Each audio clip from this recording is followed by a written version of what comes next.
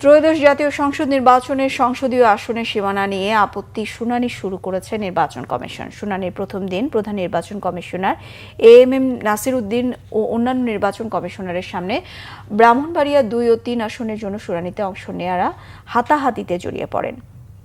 রবিবার আগারগাঁও নির্বাচন ভবনের অডিটোরিয়ামে প্রধান নির্বাচন কমিশনার এএমএম নাসির উদ্দিনের সভাপতিত্বে বেলা 12টার দিকে শুনানিতে অন্যান্য নির্বাচন কমিশনার ও ইসি সচিব অংশ নিয়েছেন। ব্রাহ্মণবাড়িয়া 2 ও 3 আসনের খসড়া প্রকাশের পর পক্ষে ও বিপক্ষে আবেদন জমা পড়ে। শুনানির এক পর্যায়ে দুই পক্ষ উত্তেজিত হয়ে পড়ে। পরে ইসি কর্মকর্তারা পরিস্থিতি নিয়ন্ত্রণে আনেন। ইসি সচিব ব্রাহ্মণবাড়িয়া 2 ও 3 আসনের জন্য শুনানি শেষ করেন এবং তাদের শুনানি কক্ষ ত্যাগ করার অনুরোধ জানান। শুনানিতে অংশ নিয়ে ব্যারিস্টার রুমিন ফারহানা ইসির প্রকাশিত খসড়ার পক্ষে তার যুক্তি তুলে ধরেন, আর অন্যান্য বেশ কয়েকজন খসড়ার বিপক্ষে তাদের অবস্থান তুলে ধরেন।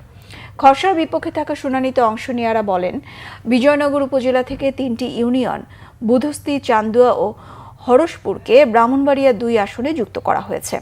উপজেলাকে অখণ্ড রাখার দাবি জানান তারা। প্রথম দিনে কুমিল্লা অঞ্চলের দাবি আপত্তিগুলোর শুনানি গ্রহণ করেছে ইসি। বুধবার পর্যন্ত এই শুনানি চলবে।